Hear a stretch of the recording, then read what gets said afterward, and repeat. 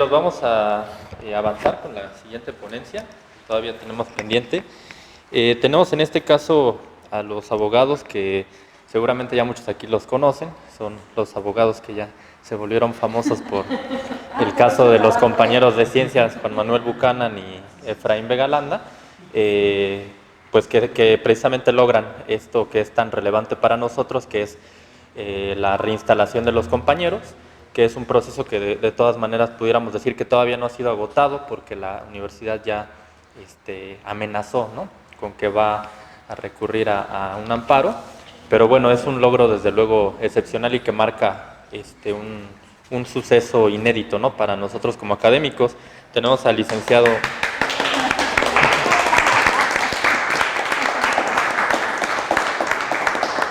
Bueno, voy a leer brevemente un resumen de los compañeros. El licenciado Enrique Guerrero es un necio marxista que trata simplemente de luchar a capa y espada bajo la consigna o sueño de que el mundo tal cual es no puede seguir siendo. Es miembro fundador del colectivo Liquidámbar, ha participado en múltiples movimientos sociales y revueltas populares, preso político en una cárcel de máxima seguridad durante el sexenio anterior. Enrique Guerrero es además filósofo por la UNAM y licenciado en Derecho por necesidad. Ha sido ponente ante el CAT y diversas universidades. Asimismo, su obra filosófica ha sido publicada por la UNAM. Actualmente, como abogado, litiga en materia laboral desde una perspectiva marxista. Asimismo, acompaña y defiende a víctimas de tortura y graves violaciones a los derechos humanos. Tenemos también a la... Bueno, por favor. Tenemos también a la licenciada Vanessa Rojas Escudero. Ella es licenciada en Derecho, formada por la Universidad Autónoma Metropolitana, activista y defensora de presos políticos desde el 2012, integrante del colectivo de abogadas y abogados Abajo los Muros, y actualmente litigante en materia laboral e integrante de la Consultoría y Defensa de Derechos Humanos Laborales. Entonces, un aplauso para... Bueno, con esto ya simplemente pues cederles la palabra a los licenciados para que nos puedan exponer su ponencia.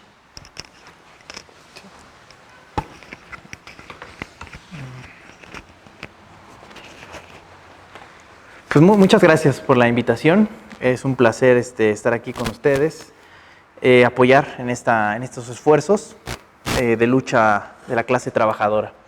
Pues estamos de manteles largos, en efecto, porque derrotamos al patrón en los injustos despidos de los profesores Efraín Vega y Juan Manuel Buchanan.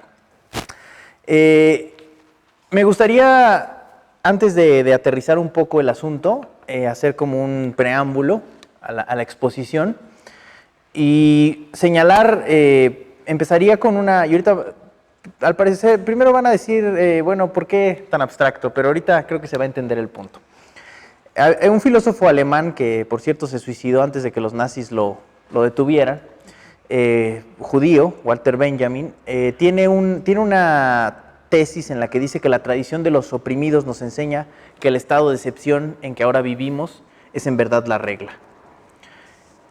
¿Por qué es importante? ¿Mande? La tradición de los oprimidos nos enseña que el estado de excepción en que ahora vivimos es en verdad la regla. Pero, ¿qué significa esto? Significa, de alguna manera, que el derecho occidental, tal como lo conocemos, vive de la excepción. Hasta tenemos un famoso dicho, ¿no?, de que, pues, la excepción hace la regla, ¿no? Pero no es solo un dicho, es una realidad. Y entender esto es muy importante, incluso para ustedes, específicamente como académicas y académicos, porque ustedes se encuentran en un régimen de excepción laboral, ¿no? Y eso es muy importante entenderlo, porque a veces incluso todavía encontramos compañeras y compañeros que juzgan su situación laboral como si hubiera una regularidad, como si fueran trabajadores, pues digamos, en un estado normal, como consagra la Ley Federal del Trabajo, ¿no? Pero no es el caso. Ahora, no es el caso en sí del derecho. El derecho vive de la excepción. Tan es así que todas las constituciones del mundo pues contemplan el estado de excepción o el estado de sitio, que es una gran paradoja, porque es cuando suspendes el derecho para conservar el derecho. Es evidentemente una contradicción. Pero entender esto y comenzar a desmenuzar estas contradicciones es muy importante para entender la situación en que se encuentran. Esto viene desde el artículo 3º constitucional, que por cierto no debería ser el adecuado porque no es el establecido para las cuestiones laborales, ¿no?, sino educativas, pero ahí a ustedes los coloca como personal docente de una universidad autónoma en trabajos especiales. Entonces, de ahí los sitúa en la parte excepcional de la Ley Federal del Trabajo. Y coloca al personal docente, pues, por ejemplo, con un trabajador que labore en un buque, ¿no?, el cual de alguna manera, pues, se podría entender su excepcionalidad porque, bueno, no puede, si sale a alta mar en periodos largos, no puede decir, bueno, pues me voy a mi casa sábado y domingo, ¿no? Evidentemente es un trabajo especial que requiere una regulación especial como tal, excepcional. Pero a ustedes los coloca a la par de esos trabajos especiales o excepcionales, ¿no? Entonces, hay cierta regularidad normativa y constitucional que les dejan de aplicar por esa excepcionalidad, ¿no? Entonces, es necesario comenzar incluso para entender esto, para también desafiarlo, para también ver qué tan legítimo es, incluso dentro del marco de un derecho burgués, ¿no?, al final. Un derecho burgués, pero que también a base de la lucha social, pues ha tenido que hacer concesiones, ¿no? Y a veces dicen, bueno, es que el derecho burgués, eso es una cuestión ideológica de los 70, del marxismo trasnochado. No, se puede demostrar que el derecho es burgués. Simplemente, ¿por qué robarme un litro de leche es delito? Pero si yo compro 1000 litros de leche y los tiro a la basura, no es delito. Digamos, y eso no es burgués. Cuando es la cosa más irracional. Si yo me robo un litro porque lo necesito, pues es un delito. Pero si yo los compro, los 1000 litros, y los tiro a la basura, pues ¿qué delito estoy cometiendo? Ninguno. Entonces, inclusive, ¿no?, hace rato escuchaba que decían el artículo 2º de la Ley Federal del Trabajo, ¿no?, uno de los, pues, grandes absurdos de la ley. En su redacción anterior decía que el objetivo de la Ley Federal del Trabajo era encontrar el equilibrio entre el capital y el trabajo, lo cual, por definición, pues es absurdo, porque ¿cómo va a haber equilibrio si el capital es el robo del plus trabajo? Entonces, ¿cómo? ¿Me vas a robar equilibradamente o cómo, no? Entonces, como medio se dieron cuenta, lo disfrazaron un poquito más. Y en la redacción actual dice, bueno, es el equilibrio entre los factores de la producción. Pero al final, pues es disfrazar, porque no va a haber, mientras exista el trabajo asalariado, no va a haber equilibrio, porque no puede haber equilibrio entre el que te explota y el explotado. ¿Cómo va a haber equilibrio? Explótame equilibradamente, ¿no? Por favor. Claro, la tasa de explotación, que no es una cuestión ideológica, sino que es medible, puede ser mayor o menor, es verdad, pero aún es tasa de explotación. O sea, al final es tasa de explotación, ¿no? Entonces, este derecho burgués que vive de la excepción hay que entenderlo en esa lógica para poder desafiarlo y también encontrar esas grietas que se abren a través de las conquistas sociales y a través de las conquistas sociales por librar y las batallas por realizar.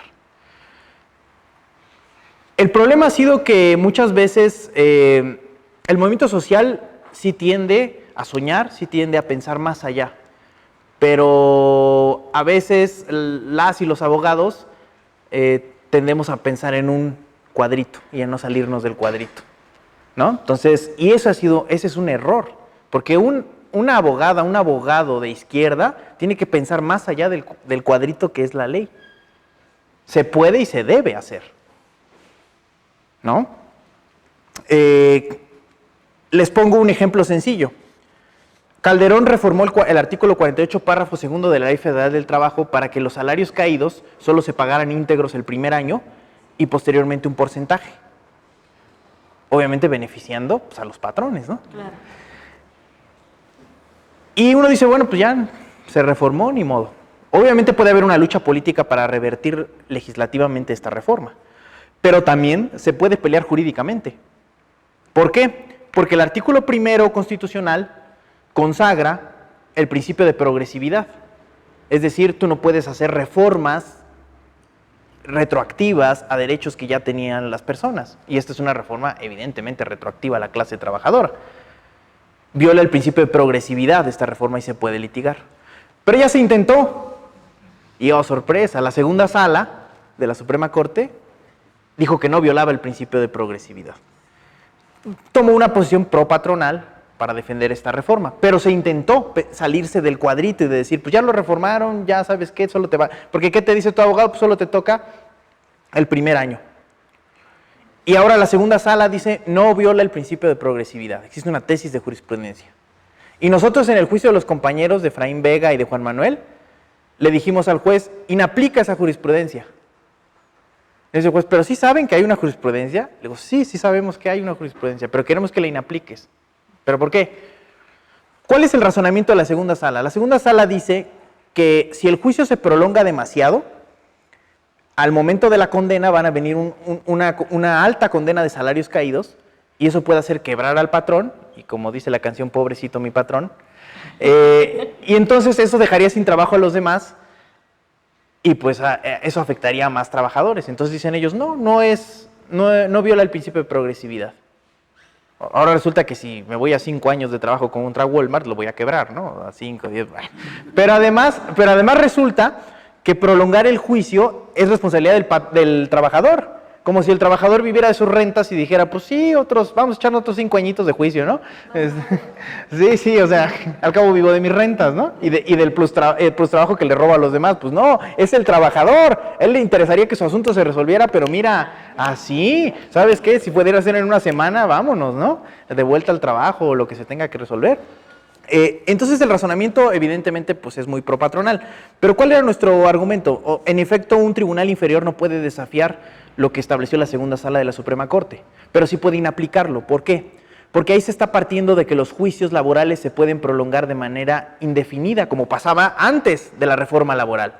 Hoy esos juicios no se llevan ante una junta, se llevaron ante un tribunal laboral, y ese tribunal tiene que velar por evitar las dilaciones injustificadas y dolosas del procedimiento. Entonces, es como decirle, a ver, si el procedimiento se puede prolongar, como esa jurisprudencia está razonando de manera indefinida, es porque usted, juez, no está haciendo su trabajo. Y entonces, ¿para qué pusieron estos tribunales? Ustedes van a evitar que eso siga ocurriendo. Entonces, como eso no va a seguir pasando, el razonamiento de la jurisprudencia ya no es aplicable al nuevo sistema laboral. Por supuesto que no nos dieron la razón y ya sabíamos que no nos iban a dar la razón. Pero ¿por qué hay que plantearlo? Porque después viene un amparo directo y después puede venir una revisión a Suprema Corte para que revise su propio criterio y decirle, oye, Suprema Corte, ¿no te parece que estás culpando al trabajador únicamente de la dilación del procedimiento? Entonces, ¿para qué está ahora el juez? ¿Sigue siendo aplicable ese criterio a un sistema donde ya hay un tribunal que conduce el procedimiento laboral y que evita ese tipo de dilaciones? Entonces, es pensar más allá de ese cuadrito que nos establecen y donde nos dicen, si no es así, no se puede, ¿no? Bueno, en los casos de los compañeros Efraín Vega y de Juan Manuel Buchanan, pues, como ustedes saben, fueron despedidos injustificadamente. Se les fabricó una denuncia, además, que no tenía pies ni cabeza, ¿no? Y pues el juez nos da la razón. Dice, ¿saben qué? No se acreditaron los hechos que les imputaran. Y dice el juez, y aunque se hubieran acreditado, no son causal para despedir a nadie. Porque el juez es muy claro y dice, a ver, de hecho nuestra defensa fue, bueno, pues trae la denuncia, trae las pruebas. O sea, nosotros usamos como prueba la denuncia y las pruebas en su contra, ¿no? Nos defendimos con la acusación. Digamos, pues con la acusación nos vamos a defender porque esto es una cosa. Y el juez dice, bueno, a ver, al profesor Efraín lo único que le atribuyen es agregar a alguien a un chat de Telegram. Y que esa persona en el chat de Telegram denunció que la estaban reprimiendo a esa otra persona. Y ya, es todo lo que se le atribuye al profesor Efraín. Entonces, qué falta de probidad, qué falta de honradez, qué violencia de género, qué violencia, qué... O sea, dice el juez, pues, ¿de qué estamos hablando, no? Evidentemente no está justificado eso para una rescisión, ¿no? Sin responsabilidad patronal. Y al profesor Juan Manuel Buchanan, que le atribuyen una publicación en Facebook donde se queja de que hay porrismo en la universidad y de que hay infiltración en los movimientos sociales y que hay persecución. Que además de ser una gran verdad, debo decir, ¿no? No hizo la publicación, pero bueno, además de ser una gran verdad, que, pues dice el juez, bueno, la expresión de posiciones ideológicas y políticas no constituye una causa para despedir a nadie. Y la perversión, bueno, lo que ha sido muy perverso es cómo la patronal ha querido manejar esto como una violencia de género, como un tema, incluso van a las asambleas a decir que es un tema de acoso. O sea, ¿acoso? Agregar a una persona en un chat de Telegram, ¿qué tendrá que ver con el acoso, no? O sea, ¿qué tendrá que ver, no? Y todavía dijeras, bueno, y es otro usuario de Telegram hizo algo malo, pero no, solamente dijo, pues me están fabricando una denuncia. O sea, realmente no tiene pies ni cabeza, ¿no? La acusación, pero sí la campaña, obviamente, patronal. Y cómo el patrón se cree que tiene la última palabra, ¿no? Pero no la tiene, y eso es lo que hay que dejarle en claro, que no la tiene, que organizados podemos derrotarlo. Decía un viejo general chino, Sun Bin, al que apodaban el mutilado, que pues todo lo que tiene forma puede ser definido, y todo lo que puede ser definido puede ser derrotado. Entonces necesitamos definir la situación en que nos encontramos, dónde están los intereses de la patronal, a qué argucias recurre para poder derrotarlo, ¿no? Un elemento muy importante que se logró en esta sentencia de los profesores fue que se está ordenando la reinstalación del ayudante, el profesor Juan Manuel Buchanan, y la aplicación de un concurso de oposición. Y la UNAM dice, ya sacó su comunicado, ¿no? Es que en el Estatuto Personal Académico, el famoso EPA, no hay concurso de oposición para ayudantes. ¿Y de quién es el error? Que no haya. O sea, ¿no puedes ser ayudante durante un periodo largo de tu vida? ¿O durante toda tu vida laboral? ¿Por qué no? ¿Qué hay de indigno en ser ayudante? O sea, todos ¿no puedes ser ayudante o cómo? ¿Cuál es el punto de universidad? Porque además la ley excepcional que les rige, el 353-L, que seguro conocen muy bien, dice que la universidad tiene la facultad de designar la manera en que se obtendrá la definitividad, pero no dice que pueda llegar al nivel del absurdo de decir no hay manera de obtener la definitividad, porque lo que estaría diciendo la universidad es que yo puedo poner, ¿sabes cuál es la manera? No hay manera. O sea que al final podríamos llegar a ese punto, ¿sabes cuál es la manera? No hay manera, ¿no? No, o sea, la ley le dice, dime cómo. Pero no puedes decirme no hay manera. Dime el cómo. Y si tú no pones el cómo, es una ilegalidad y una inconstitucionalidad de tu estatuto de personal académico. Y entonces volvemos al punto, pensar más allá del cuadrado que nos dibujaron. Tenemos que pensar más allá. Si no hay una manera, ese es tu error y eso es una inconstitucionalidad. Porque hay un derecho humano a la estabilidad en el empleo. Entonces, ¿qué ese empleo no tiene derecho humano a la estabilidad? ¿No?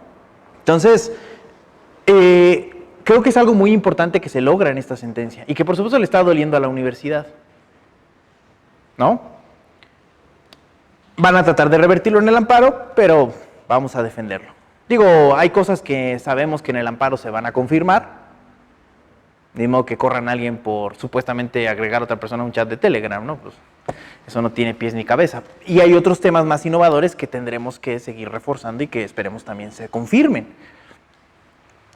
Otro tema, pues importante que se logró y que tiene que ver con esta noción de pensar más allá de lo evidente, ¿no? Decía una caricatura, más allá de lo más obvio, más allá de nuestras narices, ¿no? Tiene que ver con la estabilidad en el empleo, que hace rato la comentaba uno de los compañeros profesores. Es uno de los grandes temas a criticar y a cuestionar y a problematizar en el caso del personal académico. Pero volvemos al punto, porque están en un régimen de excepción. Que en la entrada habría que ver qué tan legítimo es que estén en un régimen de excepción, ¿no? Pero bueno. Y aquí, bueno, creo que el tema tiene que ver con una inspección del trabajo que se ordenó. ¿Qué pasa? La UNAM, su principal defensa, como de alguna manera, pues, sabían la perversión con la que habían actuado y sabían que querían deshacerse de los compañeros porque les eran incómodos, ¿no? Al denunciar todo el tiempo, pues, la precariedad laboral, la falta de estabilidad, los altos sueldos de la burocracia dorada, en fin, ¿no? Entonces, ellos sabían que el despido, pues, era injustificado, ¿no? Al final no era gran ciencia, aunque trataban de empantanar todo y de meter rumores y demás, pues sabían que no estaba justificado, ¿no? Pero entonces su principal defensa es, bueno, aunque el despido sea injustificado, ellos son interinos. ¿No? Y eso es un argumento típico, son interinos. Entonces nosotros dijimos, a ver, ok, son interinos porque tú dices que no han hecho un concurso de oposición abierto. Concurso de oposición abierto que tú no has aperturado, pero que además así tienes a más del 70% del profesorado. Entonces, la segunda sala de la Suprema Corte, en otra de sus grandes resoluciones propatronales, dice, bueno, el concurso de oposición abierto pues, es legítimo porque persigue los intereses loables de la universidad, ¿no? Casi nomás les faltó decir que por su raza hablará el espíritu en la misma jurisprudencia, ¿no? Cuando en realidad por nuestra raza no debe hablar el espíritu, por cierto, debe hablar la clase explotada. ¿No? Entonces,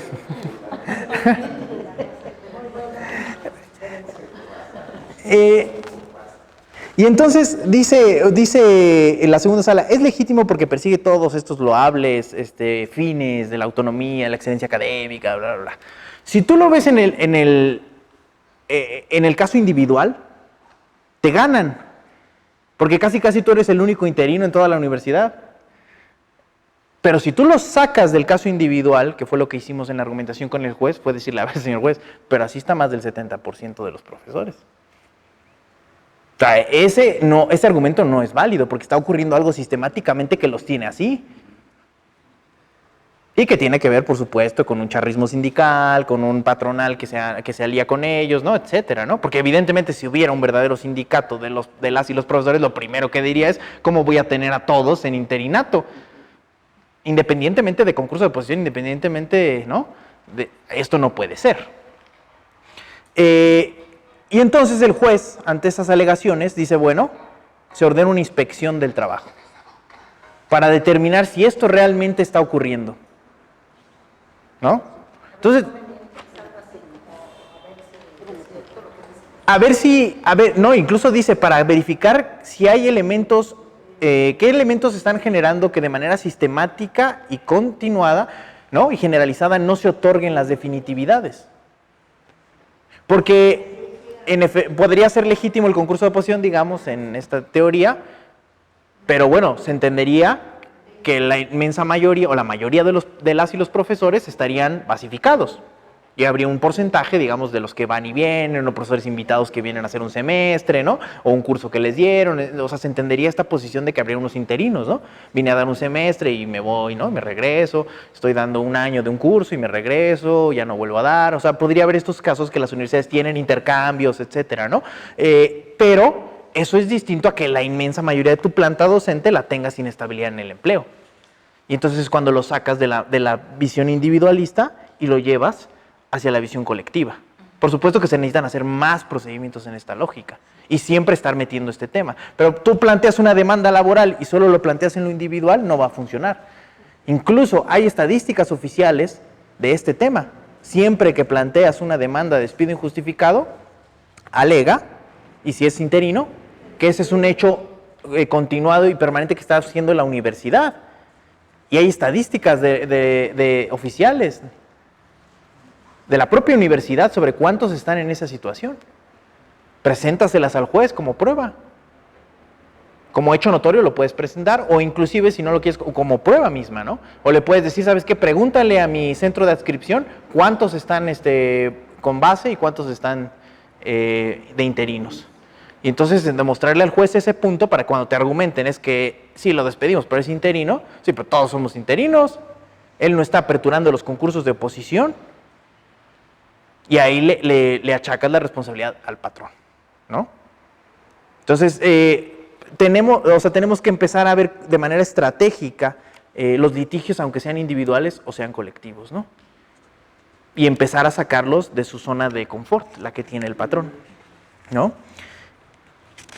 Hay, bueno, pues, digamos, serían como muchos los temas ahí que podrían jugarse.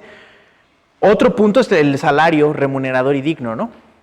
Porque hay un tema ahí con sobre todo, por eso no basifican también. porque sale más caro basificar, ¿no? Y además les quitarían había un problema de que si les basifican, les quitan el cuchillo de la yugular. Porque el cuchillo de la yugular está siempre con, ay, ¿me van a dar grupos o no me van a dar grupos? Y entonces te portas mal para la autoridad, anduviste muy activa, muy activo, ay, que no saliste con grupo, entonces tienes que venir a negociar con el patrón para que te den grupo y hay todo este proceso bastante perverso, ¿no? Pero la basificación no nos aumenta el sueldo. No, pero sí, no el sueldo como tal, pero sí gana más exacto, da estabilidad. Te tendrían que dar medio tiempo o tiempo completo, por ejemplo, ¿no? Ah, las horas, ¿verdad? Porque les dan sí, bueno, las horas. Pero ¿cuánto está la hora basificados y cuánto está la hora sin basificar? ¿Está lo mismo? ¿Es lo mismo? Ok, entonces, El concurso cerrado pasan al otro nivel. Yo, por ejemplo, soy profesor de asignatura A, que soy definitivo. Cuando era interino ganaba lo mismo que gano ahora. Para que suba mi sueldo tengo que pasar a la siguiente categoría, que es B. Ah, pero te piden grado académico, ¿no? ¿Para eso? No, tengo que hacer un concurso cerrado. Precisamente en eso estoy.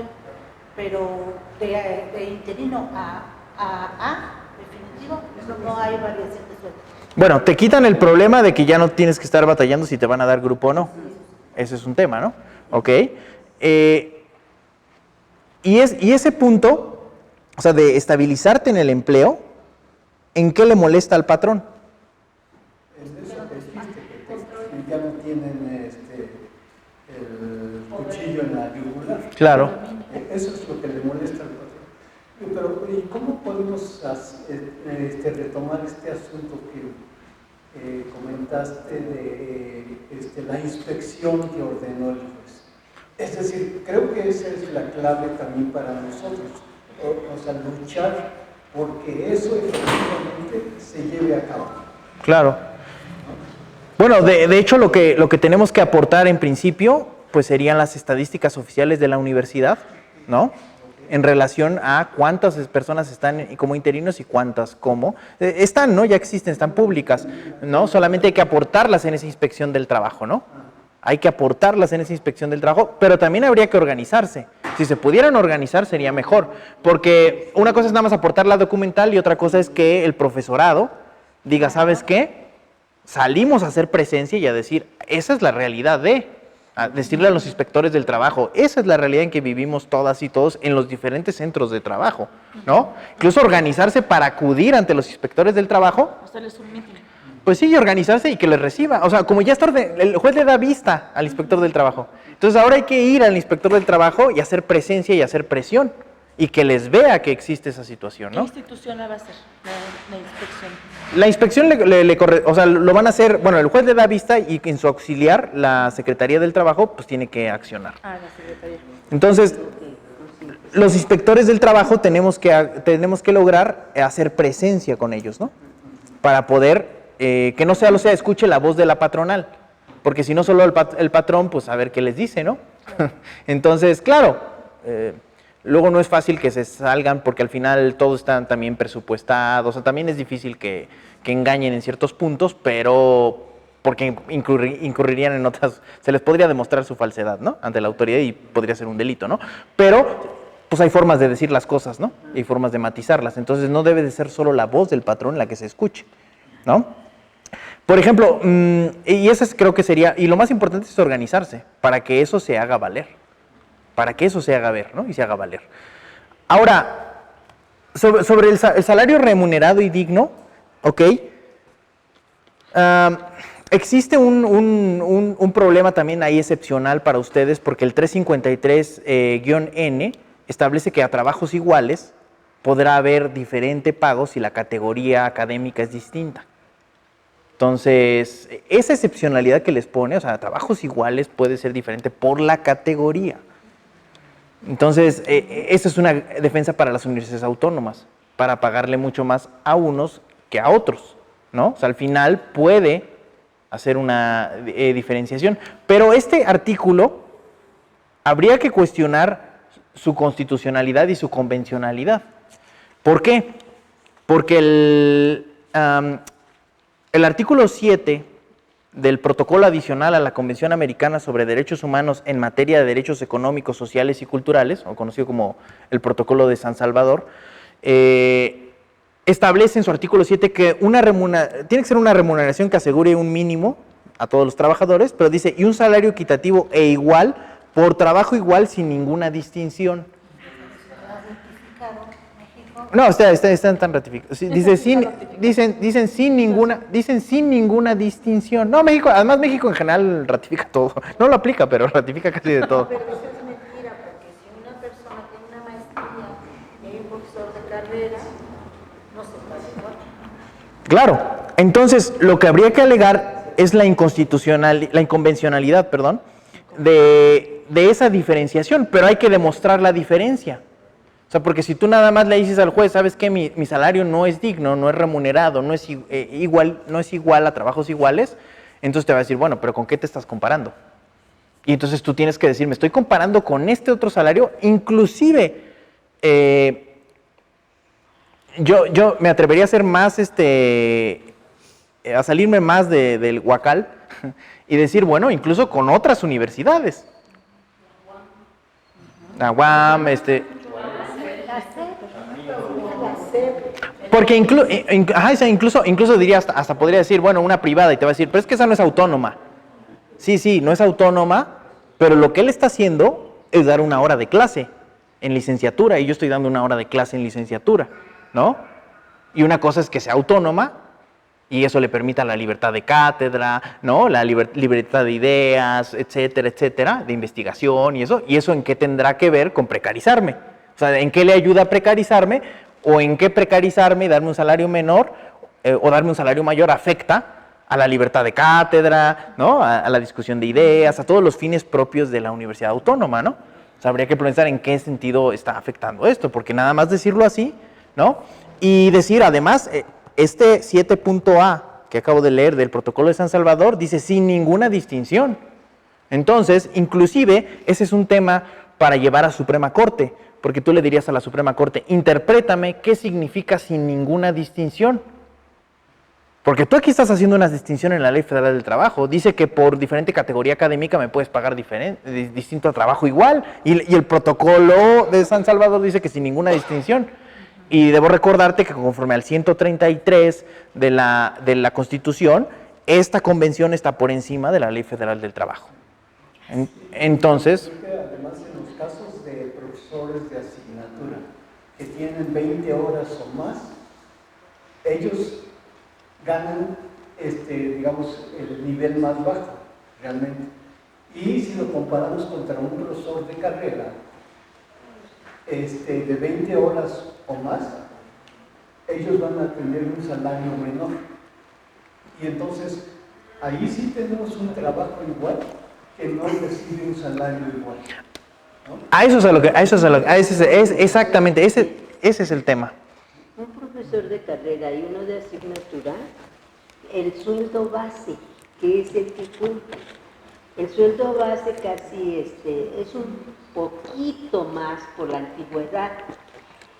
Lo que eleva los salarios en el profesor de carrera son los estímulos.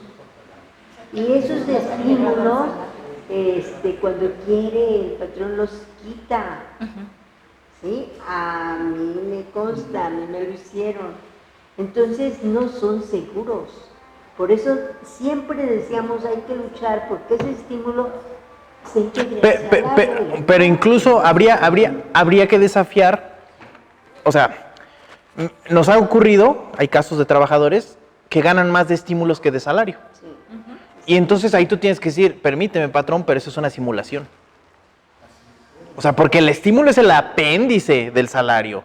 Pero si tú ganas más de estímulos o está muy a la par, dices, oye, pues de estímulos estoy muy a la par que de salario, es una simulación para no considerarlo salario.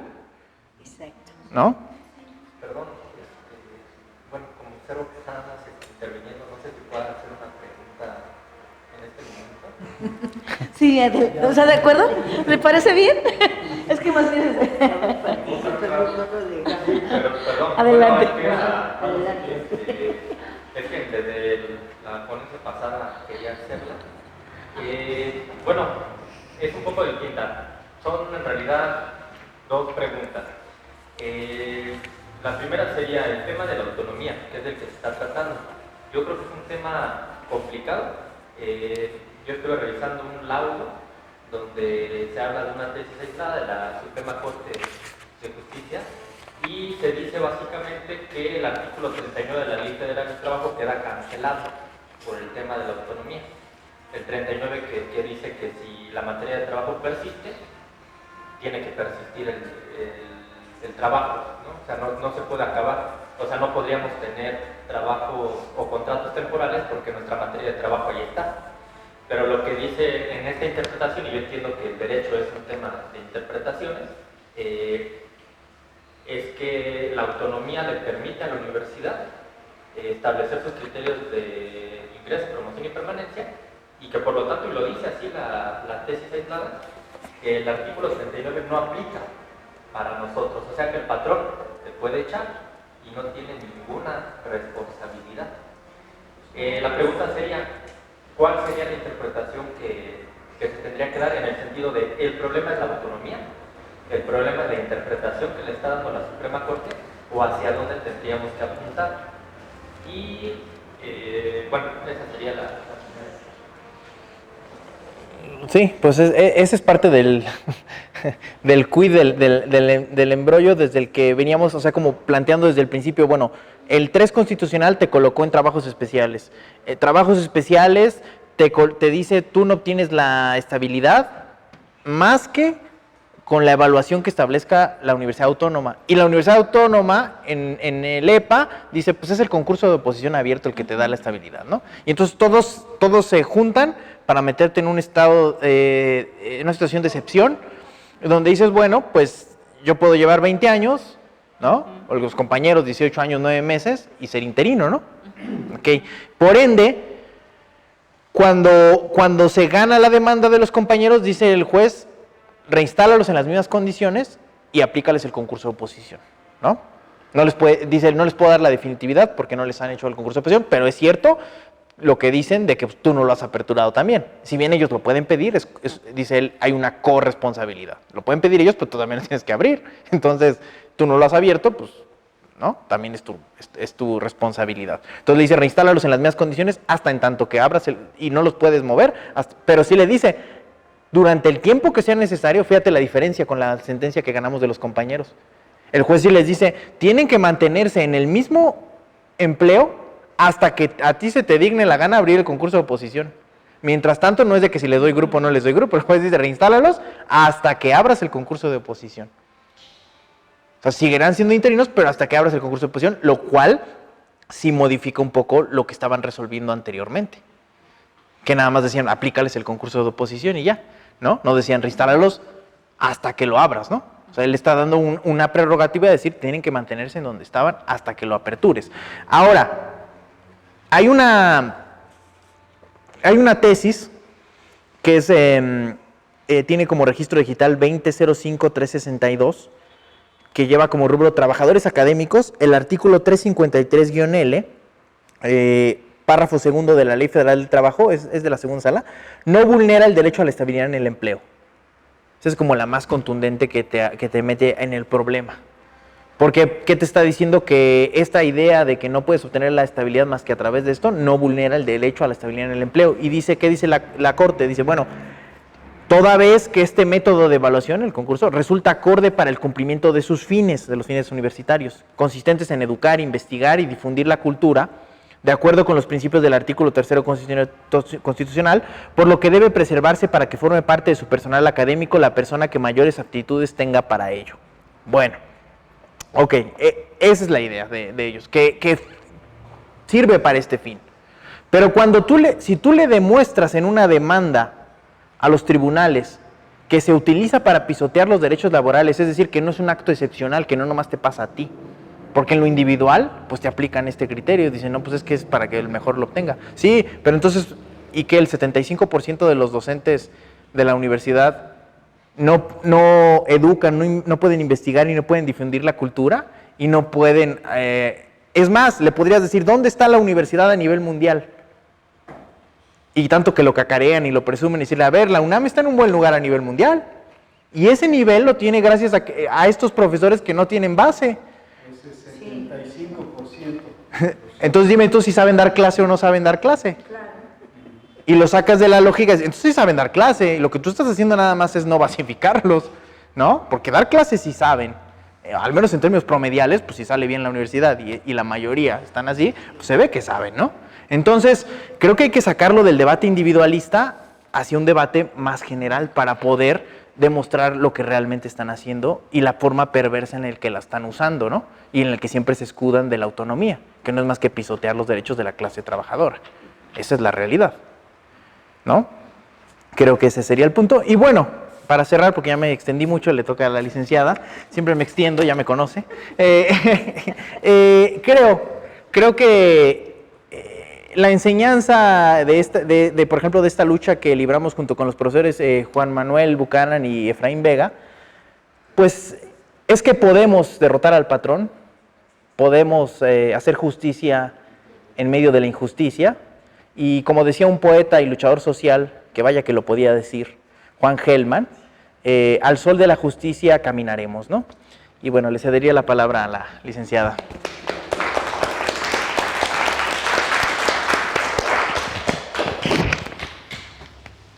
En lo que se pone el micrófono, nada más una observación, que no me hablan lo mismo los profesores de asignatura que los de tiempo completo, incluso sin estímulos, porque se han hecho cálculos cuántos cursos tendrían que dar a nivel universitario para tener una actividad de tiempo completo.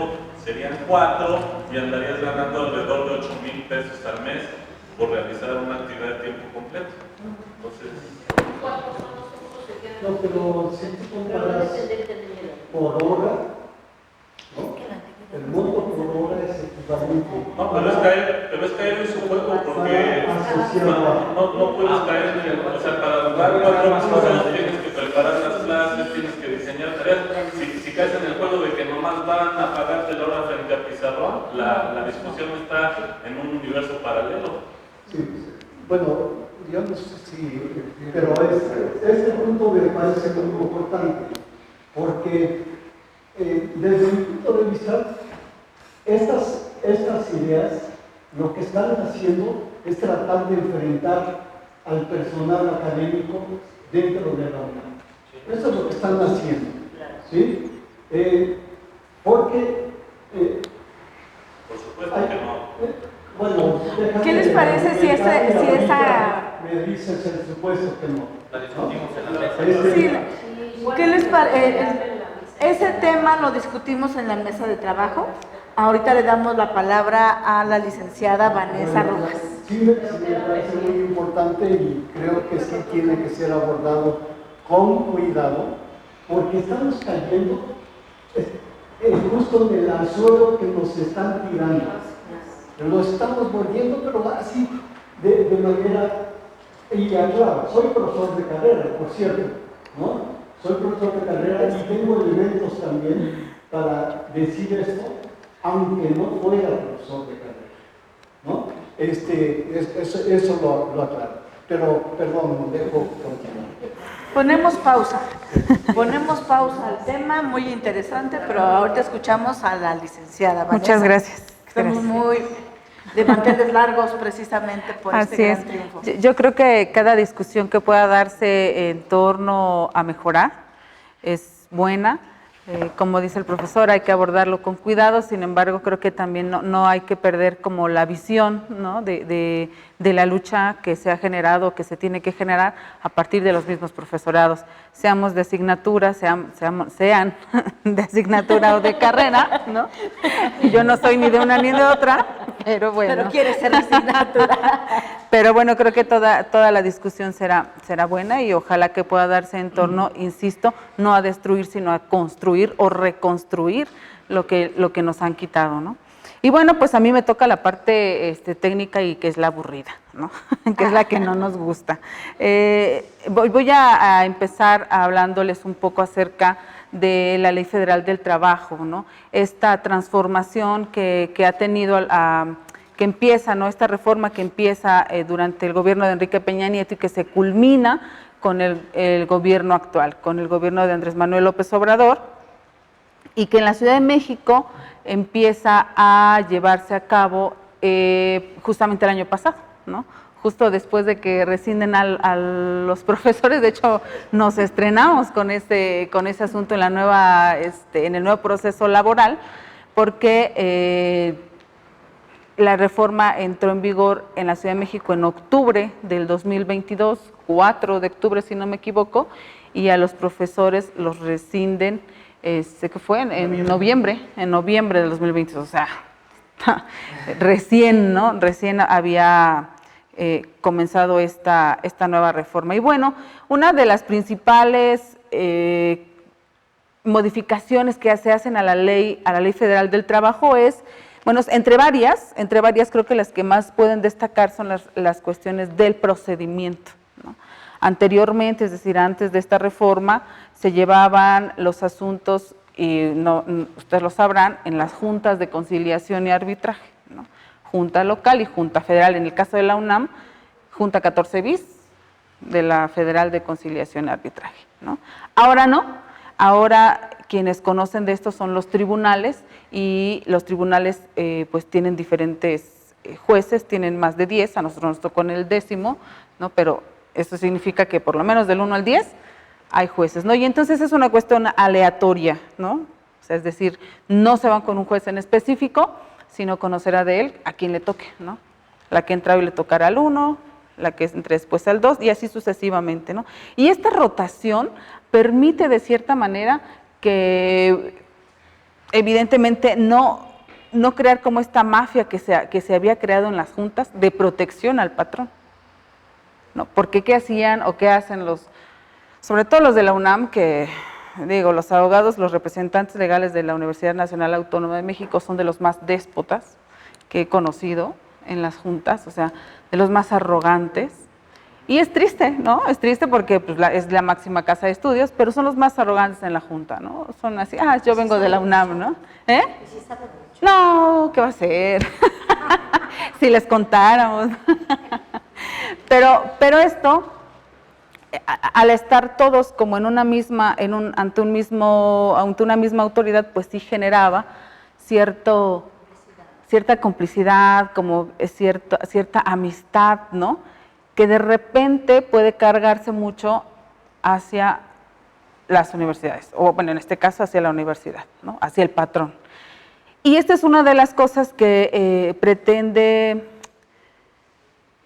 que la nueva Ley Federal del Trabajo, más bien la ley ya reformada, pretende evitar, ¿no? Porque ahora será un juez especializado en materia laboral quien va a analizar con las pruebas que se le aporten y tomará una decisión respecto de un caso, ¿no? Eso es algo importante. Antes eran presidentes, ¿no? Ahora son jueces. Estas juntas estaban integradas por el presidente de la junta, por un representante del gobierno, por un representante de los trabajadores, y en conjunto se supone que toman decisiones, ¿no? Y acá, en el área, ahora en la nueva ley, quien toma esta decisión es el juez, que es una persona especializada en materia laboral, ¿no? ¿Puede tener pros y contras? Podemos debatirlo también, ¿no? Es debatible, pero sí puede generar una mayor certidumbre, sobre todo en el proceso de análisis y de toma de decisiones. O por lo menos eso es lo que se pretende, ¿no? Otra de las cosas que se cambian, es decir, anteriormente las etapas que se ventilaban en el proceso eran 2 audiencias, que era la audiencia de conciliación, demanda y excepciones, y la audiencia de ofrecimiento y admisión de pruebas.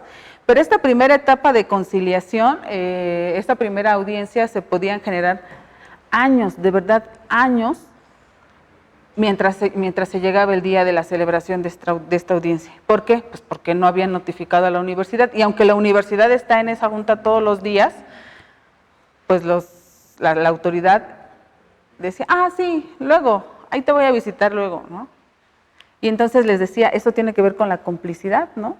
Con esta complicidad que se da con la autoridad y con las juntas, y que ahora, como ya no están ahí todo el tiempo los abogados de la universidad, pues están obligados la autoridad a notificarles casi de inmediato, O sea, en los primeros 5 días tienes que notificar.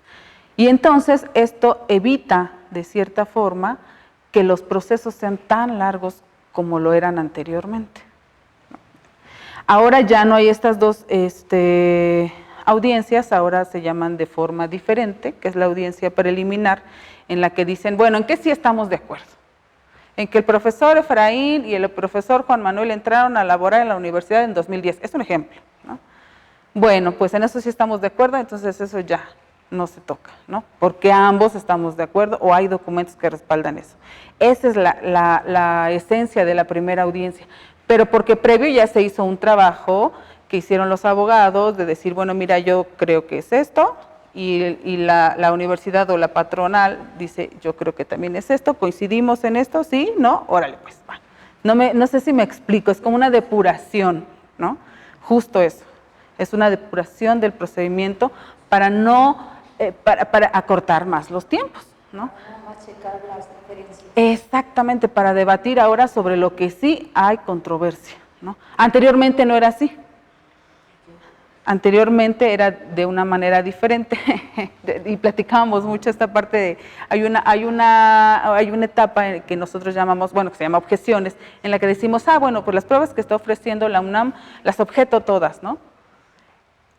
Y en el sistema anterior sí se hacía de esa manera y ahora dice el juez, a ver, pues si hay recibos de pago de los profesores y los está ofreciendo los profesores en sí y la Universidad Autónoma también los reconoce, pero los objeta, o sea, ¿cómo? ¿Cómo por qué, no? O sea, ¿cuál es el sentido? Y a eso se refería él. Se ha modificado para bien esa parte, ¿no? Porque ya no caemos en las mismas mañas que tenían los abogados anteriormente, decir, bueno, yo te objeto todo y entonces el juicio se hace más largo. Y ahora con esto se pretende que se haga más corto en beneficio de ambos, ¿no? O sea, en cuanto al tiempo. En especial del trabajador, por supuesto, para que no viva en la incertidumbre años, ¿no? O sea, nosotros como consultoría tristemente, tenemos asuntos 2004, ¿no? Es el más viejo que recuerdo ahorita, ¿no? Y dice, ¿cómo es posible que después de casi 20 años, 19 para ser exactos, sigue el trabajador? O sea, ese trabajador ya tiene otro trabajo, ¿no? Bueno, afortunadamente no ha muerto, pero ya tiene otro trabajo, ya hizo más cosas y su juicio sigue, ¿no? Entonces, esa es una de las cosas que se pretenden evitar con esta nueva reforma a la Ley Federal del Trabajo, ¿no? Y les decía, esta duración, ¿no? que es algo bien importante de lo que hablaba el compañero hace rato. Anteriormente pueden ser 20, de este que les hablaba, 19 años, ¿no? Pueden ser más. Yo creo que hay muchos asuntos muy viejos ahí parados, ¿no? Y en esta nueva transformación, en esta nueva ley, en esta nueva reforma a la ley, se dice que los juicios deben de durar 6 meses o menos de un año, ¿no? En el caso de los profesores, 8 meses. Y entonces pues te vas dando cuenta de que si hay una dinámica diferente, ¿no? Si hay dinámica, ¿no? O sea, si hay algo que al juez no le parece, en su facultad proactiva puede decir, bueno, oye, Tunam, ¿tú qué hiciste? ¿No? ¿Cuál es tu función? ¿Qué dices tú del caso de los profesores? Oye, si Taunam, Apaunam, ¿no? No sé si me explico. O sea, hay forma de que el propio juez haga preguntas incluso, ¿no? O sea, esta conectividad o este acercamiento que existe de los jueces con las partes, los trabajadores y los patrones, le permite tener una visión mucho más amplia de lo que es en sí el caso, no solo con lo que está leyendo, ¿no? Es diferente cuando nosotros leemos algo a cuando ya tenemos a la persona enfrente y le podemos hacer preguntas y le podemos cuestionar, ¿no? Y podemos hacer muchas más cosas para que nos quede clara la historia, porque algo es cierto, el juez no conoce la historia. El juez no la conoce, entonces ¿cuál es el objetivo? Pues allegarse de todos los elementos necesarios para que pueda conocerla y en función de que va conociendo, entonces va tomando decisiones. Y eso es lo importante, ¿no? que es, insisto, es debatible si ahorita sí están haciéndolo rápido, a lo mejor en un año ya no se tardan 6 meses, ya se tardan un año, ¿no? Pero por el momento, pues pareciera que ha funcionado, ¿no? Parece. Hay muchos compañeros abogados que dicen, no, pero es que ahora son muy estrictos en esta cuestión de que si nosotros ofrecemos un documento, pues tenemos que ser muy explícitos de cómo debemos de ofrecerlo. Pues sí, porque al final son formalidades que tiene el propio juicio, ¿no? O sea, yo no puedo llamar a que dé su testimonio Juanito Pérez y después digo, no, ¿qué crees? Que no era Juanito Pérez, perdón, es que era fulanito, ¿no? O sea, no sé si me explico, o sea, sí hay que ser más precisos. Y pues al final de cuentas tenemos que seguir actualizándonos, tener una visión más allá, lo que hablaba hace rato el licenciado también, ¿no? Una visión no tan cuadrada del derecho, ¿no? O sea, esta cuestión de transformar el derecho a favor de los trabajadores es algo que es importante, ¿no? Y que será en beneficio no solo del trabajador al que se defiende, sino de una clase trabajadora en realidad, ¿no? Este logro que se realiza a través de la inspección del trabajo, pues es algo que no solo va a beneficiar a los profesores que demandaron, ¿no? Sino que en un futuro no muy lejano va a beneficiar al resto de la comunidad académica, ¿no? Porque podrán utilizarlo como una prueba. Es decir, bueno, pues a mí me despidieron, tengo 20 años de profesor interino y pues te lo demuestro, y tan es así que aquí están las estadísticas, ¿no? Que tú mismo, juez, ordenaste que se realizara, ¿no? Ese informe que tú mismo solicitaste que se hiciera. Y bueno, en general son como de las grandes diferencias. Los principios que rigen la materia laboral actualmente, que son de los más relevantes, me parece, desde mi punto de vista, el principio de realidad, ¿no? Que atiende justamente a que lo que se puede comprobar, o sea, lo que es tangible, que se puede ver, ¿no? Que se puede casi tocar, no está en duda, ese es el principio de realidad, ¿no? Que va a superar incluso la cuestión formal, ¿no? O sea, si nosotros decimos, el profesor Efraín tenía 18 años de profesor interino, y la UNAM va a decir, no, ¿cómo crees? No es cierto. Bueno, pues comprueba que no es cierto, ¿no? Ajá, ¿no? Entonces, estos principios que rige la nueva, que se añaden a la Ley Federal del Trabajo, pues son bien importantes. La serialidad, la conciliación, que ese siempre ha existido, pero ahora nos obliga la nueva Ley Federal del Trabajo, la reforma a esta ley, a agotar la conciliación incluso antes de llegar a un juicio. Que eso no existía, ¿no? La conciliación se daba durante el procedimiento, pero ahora nos obligan a realizarlo y se crea un Centro Federal de Conciliación y Registro Laboral. Que esto también tiene que ver con la cuestión sindical, es decir, si ustedes se dan cuenta, no sé si vieron la cuestión de la legitimación del contrato colectivo de APA-UNAM, ¿no? Tiene que ver justo con eso, ¿no? Lo conocemos muy bien. Lo conocemos, y aún así, o sea... Ellos dicen que sí. Ajá, exacto, tocando como el punto de la legitimación de este contrato colectivo, pues nosotros decimos, exactamente, parece que están tratando ¿no? Que nos dejamos engañar, ¿no? Cuando la misma ley dice que para que sea legítimo lo debe avalar el 50%, no de los agremiados, ni de los que votaron, sino de los trabajadores en total. Porque el contrato colectivo no es aplicable únicamente a los agremiados, es aplicable a todos los trabajadores. Entonces dice la ley que tiene que ser el 50% más 1, ¿no? Para que pueda ser legitimado. ¿Y qué hicieron en su consulta? Ellos dicen que sí, y el Centro Federal emitió una resolución en el que dice, bueno, pues del número total de votantes que representan, dice él, ¿no? El 60% de las personas que tienen derecho a voto, es decir, de los trabajadores, 17,000 votaron a favor de la legitimación del contrato colectivo, ¿no? Y entonces se legitima. Y pues si hacemos cuentas, no necesitamos ser ingenieros en matemáticas, ¿no? Ni tener incluso una licenciatura, con que sepa leer, escribir y hacer cuentas es suficiente como para determinar que ese porcentaje, más bien que ese número de votantes a favor de la legitimación no represente el 50% más 1 del total de los que son cubiertos por el contrato colectivo, ¿no? Y se supone que para eso se crea esta instancia que es el Centro Federal de Conciliación y Registro Laboral, pues para que verifique, ¿no?, la cuestión sindical.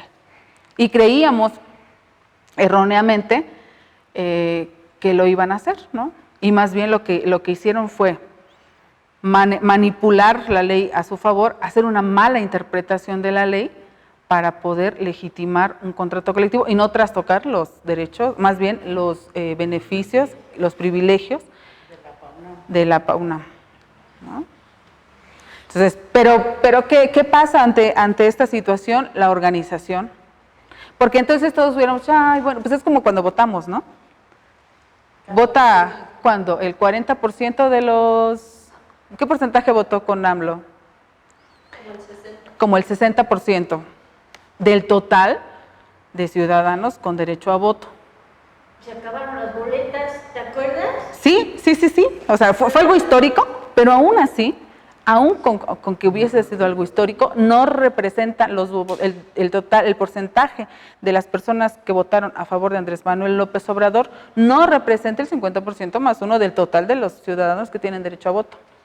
¿Que fue histórico? Sí. Cuando pasa el PRI, o sea, antes de Andrés Manuel, ¿no?, como todas estas votaciones, ninguna ha contado con ese porcentaje, ¿no? Pues algo así nos pasó en la UNAM, ¿no? Igualito.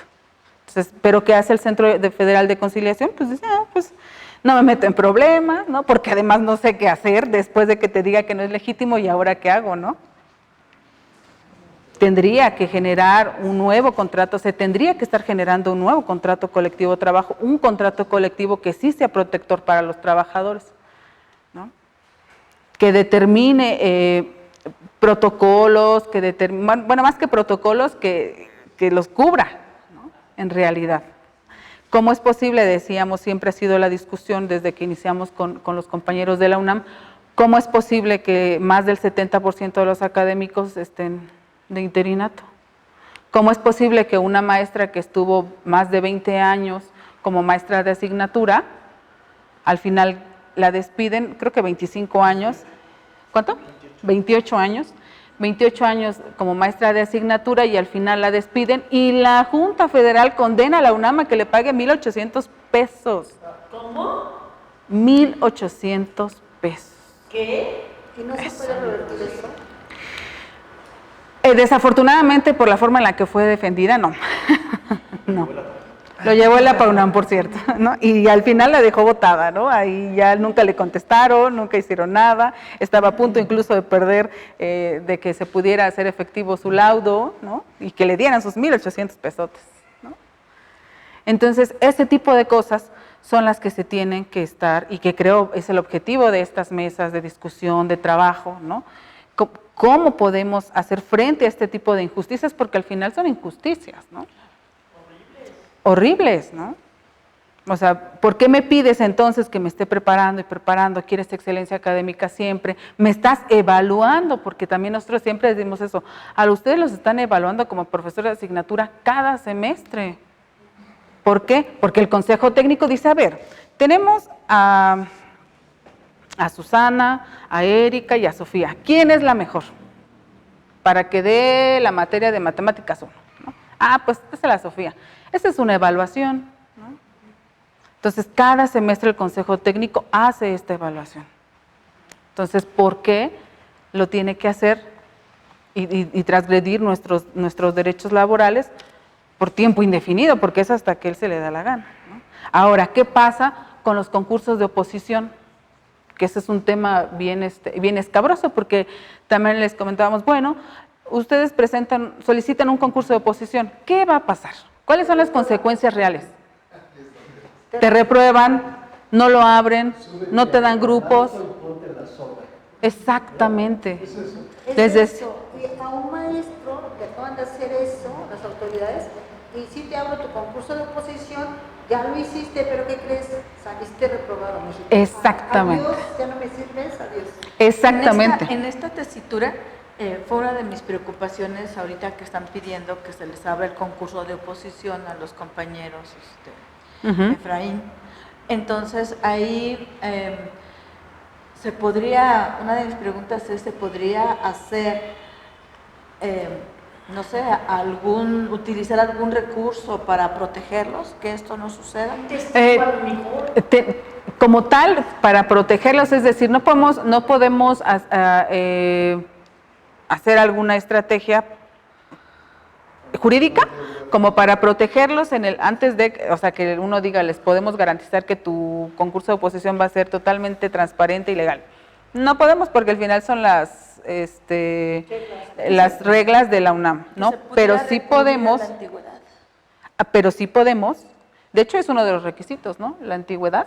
No, cuenta. pero una cosa son 3 años, como dice el LEPA, y Ajá. otra cosa son 18, 19. Pero Sí, si son concursos abiertos, no importa que no tengas antigüedad. Exactamente. O sea, no. El riesgo es que los corran. Debido y que compañeros de 20, 23 años, menos de 18, 17 años, piden el concurso, pero si la autoridad ya tiene a alguien Que te va a reprobar. Exactamente. Exactamente. O sea, es que, entonces, meto un joven y ya te ganó. exactamente. Es que aquí la cuestión y lo que se tiene que luchar en el caso de los concursos de oposición es la transparencia del concurso. Porque a los profesores que hemos conocido y que me dicen, hay algunos que, por ejemplo, dicen, ¿sabes qué? Yo presenté el concurso de oposición, lo gané.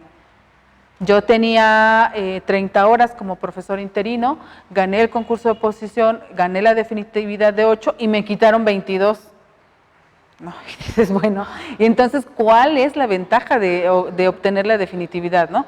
Hay profesoras que también ahora han caído con nosotros y dices, bueno, yo presenté un concurso abierto, éramos 16, al final quedamos 4, eran 2 plazas y no fuimos no vencedoras, pero vimos esto y esto y esto. O sea, toda una irregularidad en el proceso del concurso, ¿no?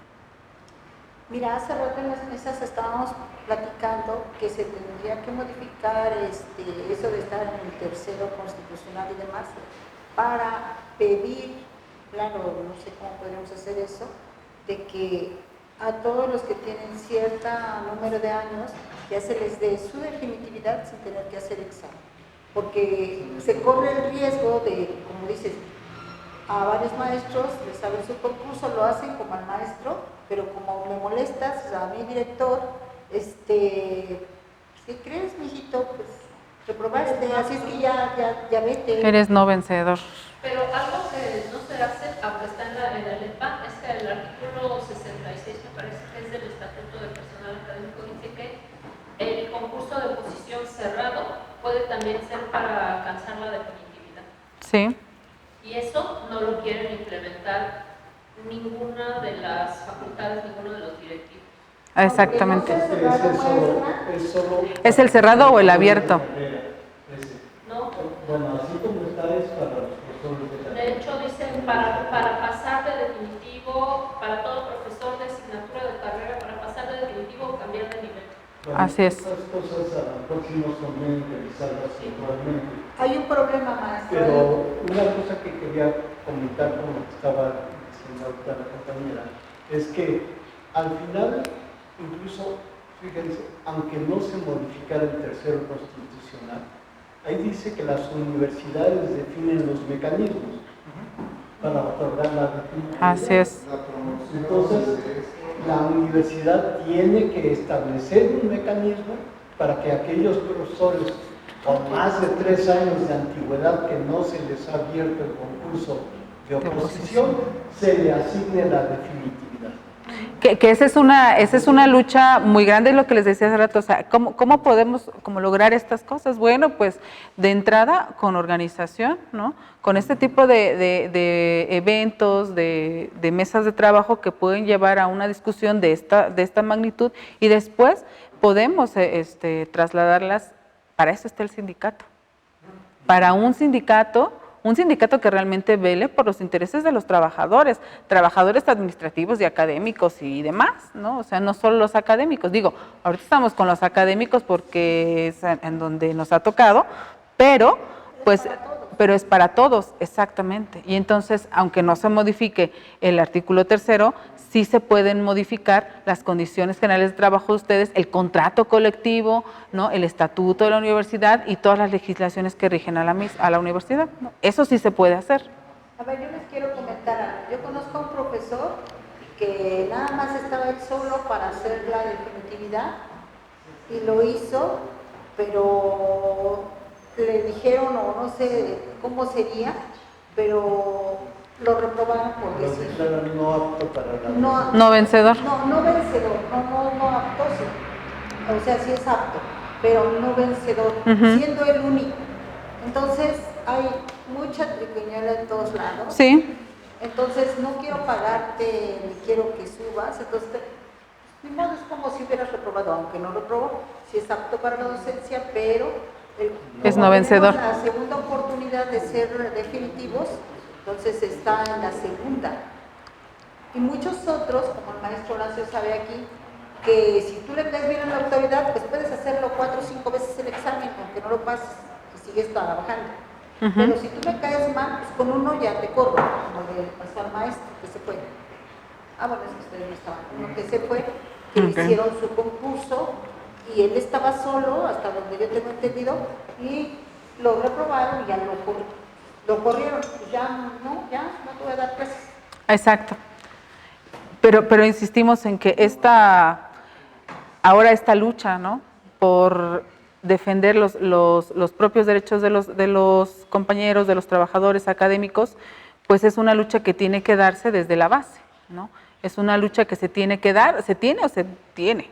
Porque si no, entonces, ahorita ya ustedes lo vieron, hay muchos profesores que dicen, bueno, ¿sabes qué? Yo mejor me jubilo, o sea, me estás orillando mejor a jubilarme. Aunque no sea cierto, la maestra me propuso cosas indecorosas. Y ese es otro tema, ¿no? Esa es otra cloaca. No quiero meterme en problemas y varios están optando por exactamente. Porque yo insisto en que este concurso de oposición o esta simulación de concurso, por ejemplo, si en la sentencia dicen que se abra concurso de oposición para el maestro Efraín, para el maestro Juan Manuel, para la maestra Rosita, para todos los maestros, ¿qué va a suceder? La UNAM no va a estar contenta, o sea, no está contenta. Entonces, decir, órale, pues lo abro, pero te dictamino como no vencedor. Claro, ante eso hay otro recurso, la demanda, por supuesto, porque no te vas a quedar con las manos cruzadas. Una vez que sale el dictamen, una vez que sale el dictamen como no vencedor, tienes solo un año para demandar en la vía laboral. Es que hay una instancia ante la misma universidad, que es el recurso de reconsideración, para el que sí tiene, no recuerdo si eran 7 días o 10, ¿no? 10 días. Pero en materia laboral, ante un tribunal laboral, tiene máximo un año, ¿no? Máximo un año para demandar la determinación que la universidad haya tomado, ¿no? Entonces, esto es importante. Hay algunos profesores que sí lo saben, hay algunos otros profesores que no lo conocen, pero que sería importante que lo conozcan, y es lo que tenemos que empezar a hacer, ¿no? Como esta difusión, para tratar de organizar a los mismos profesores que puedan, que quieran más bien reclamar los dictámenes que la misma universidad ha realizado. Entonces, insisto, este truco de decir, bueno, pues sí abro concurso de oposición, pero pues te corro, ¿no? Prácticamente, o ya nada más te dejo con tus 8 horas o con las que hayas vencido si es que sales vencedor, y si no, de todas maneras te voy a correr. Porque presentaste concurso de oposición, nomás por eso, ¿no? Esa es la lectura que uno hace, ¿no? Que uno hace de la universidad. Y es una forma en la que empieza a quitarse a los profesores incómodos. ¿A quiénes? Pues a los que levantan la voz, a los que se quejan, a los que están cada vez luchando por una mejora en la universidad y en la mejora del alumnado, ¿no? O sea, de esos maestros son los incómodos, ¿no? Y los de los que la universidad se quiere deshacer. Pero no es la única forma. ¿no? Es la única forma, además. Ahora, con esta nueva, no quiero decir que es moda, pero como con esta nueva forma de correr a los profesores, la violencia de género, que ya muy bien conocen, ¿no? Sí, que ya la conocen. Y no es que la violencia de género no exista. O sea, la violencia de género existe. La violencia hacia la mujer ha sido muy fuerte durante mucho tiempo, no en los últimos años. La violencia hacia la mujer es algo sistemático, es algo que se ha dado yo creo que desde la prehistoria, Así ¿no? es, sí está O registrada. sea, no es que... Exacto. Sí, así es. No es nada nuevo. Sin embargo, claro, a lo largo de los años, grupos de mujeres las mujeres hemos alzado la voz, hemos levantado la voz y hemos denunciado además este tipo de violencia, ¿no? Que cada vez se va tal vez disfrazando, tal vez haciendo menos, ¿no? Pero no quiere decir que no exista. Sin embargo, lo que hemos visto es que la autoridad educativa y en general todos los patrones, todas las autoridades, ¿te quieren correr? Violencia de género. Sí, claro. ¿Ya? Y así me la saco. ¿Por qué? Dirían los de la UNAM. Porque la declaración o la manifestación de la mujer, cuando menciona que ha sido violentada por cuestiones de género, le tengo que dar prioridad a su dicho. Sin importar lo demás. Solo porque está diciendo que fue violentada por una cuestión de género. Que en muchas ocasiones lo que hemos visto, sobre todo, y lo voy a decir abiertamente, en la UNAM y en la UAM, no se da. La violencia de género. O sea, no se da. O sea, porque decíamos hace rato, como mencionaban en el caso de los profesores, dicen, no, es que son unos violentos, ¿no? Son unos machos, son unos no sé qué, violentan a las mujeres. ¿Cómo te violento? Porque agregué a alguien que ni siquiera eras tú, ¿no? Porque agregué a alguien a un grupo de WhatsApp. ¿Esto es violencia de género? Pregunto, porque entonces yo estoy mal informada, ¿no? ¿Eso es violencia de género? No. ¿Eso es acoso? Claro que no. O sea, ¿qué pasa? Otro profesor, salgámonos de la UNAM para que no digan que ahora estamos en contra de la UNAM, ahora vamos con la UAM. ¿Qué pasa cuando un profesor que es investigador, ¿no? y demás, y va a concursar porque quiere seguir haciendo carrera dentro de la universidad, ¿no? Y llega una chica y se sienta delante del profesor y abre las piernas. Y o sea, digo, si está sentada hasta el frente, naturalmente, el profesor, digo, y no es que se le haya a ver, ¿no? O sea, de forma natural, yo los puedo observar a todos, pues el profesor pues volteó y ya después dijo, compañera, por favor, ¿puede salirse del salón? Ese fue su error. Violencia de género y acoso. Acoso. ¿Por qué? Porque el profesor decidió sacarla del salón. Pues, ¿cómo? Me está discriminando. ¿Por qué? Porque traigo falda. No, pues él quería evitar justo una cuestión de estas. ¿Y qué creen? Lo corrieron. ¿Le salió peor? Y yo pregunto, ¿será acoso? ¿Será violencia de género? No. Incluso los propios alumnos defendieron al profesor, ¿no? O sea, no. De plano. Porque además como ya tiene ratito, o sea, ya fue hace algunos años, no es, creo que fue antes de la pandemia. De hecho, existe Exacto. Pero es que están utilizando y aplicando de manera equivocada. Exactamente. Ese es el problema. Ese es el gran problema. La violencia de género sí existe y muchos de los violentadores no les hace nada, ¿no? Así es. Y situaciones como estas se cataloga y se clasifica como violencia de género y se daña, ¿no? a la persona que es acusada. De hecho, aprovecho para hacer el comercial, a lo mejor la maestra Edith aquí lo puede hacer mejor que yo, en el sentido de que pues hay una propuesta de que podamos tener una reunión exprofeso para hablar en relación a la violencia de género, ¿no? Y cómo se ha estado utilizando como un mal utilizada, porque sí existe, ¿no? Sí existe, no se les quedan impunes los agresores. Así es. ¿No? y finalmente los que no cometen violencia de género son castigados, no por cuestión política, no, porque exactamente, porque insisto, lo que une a este tipo de profesores y profesoras, porque también va para las profesoras, no solamente es para los hombres, ¿no? Entonces, lo que une a este tipo de profesorado es que son incómodos, ¿no? Y entonces, pues es la forma más fácil, ¿no? ¿Para qué le levantas un acto administrativo? Ah, pues violencia de género, acoso, ya, ¡fum! Así, ¿no? eso pueden, ahorita es lo más fácil. Exactamente. ¿Cómo se Exactamente. puede evitar eso en el salón? ¿Cómo no hablarle a los chicos y chicas? ¿Cómo evitar esto? No lo sé, porque ahorita nosotros tenemos una directora de verdad así mala onda, y que como que está utilizando eso, ha ocurrido a varios maestros. Es que no hay como una fórmula mágica como para evitar pues que sean culpados o que sean, sí, culpados por una cuestión de género, señalados, ¿no? Incluso creo que alguna vez nos comentaba un profesor, o sea, yo nada que ver y solamente una vez me vi ahí en uno de estos tendederos que hacen las chicas, que son es un esfuerzo muy grande que hacen las compañeras, pero que también puede ser mal utilizado, y dice el maestro, bueno, pues yo nada más me vi ahí pegado, y yo dije, ¿qué? ¿Cómo? O sea, ¿en qué momento, no? Cuando ni siquiera tenía un antecedente, o sea, nada, ¿no? Ni siquiera sabía por qué, ¿no? Ni siquiera sabía como por qué estaba en ese pizarrón, ¿no?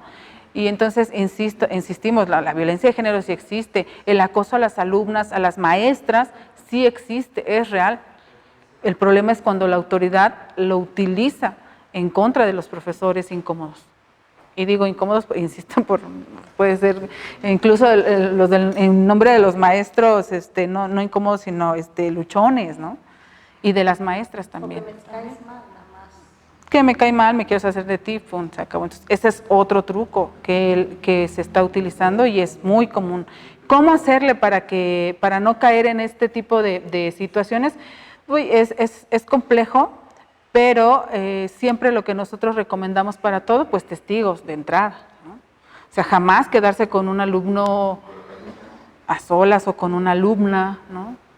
Jamás, ¿no? Y si es posible, y ya si ven que es como una situación complicada, pues grabar si es posible, ¿no? O sea, este tipo de tips que se pueden utilizar para cualquier situación, creo que pueden funcionar también en este caso de violencia de género.